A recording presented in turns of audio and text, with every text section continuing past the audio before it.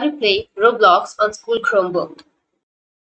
So if you want to play Roblox on your school Chromebook, then what you need to do is first you just need to simply go with search and search for Coursera.gq and then hit the enter, and it will connect you to a server where you will have a search. So you just need to simply go with the search, and under search you need to search for Roblox or roblox.com, and it will take you to the Roblox page where you can sign into your account or log into your account and you can play Roblox. And the second one, educationbluesky.com. Once you go with educationbluesky.com, now here you will have the Roblox.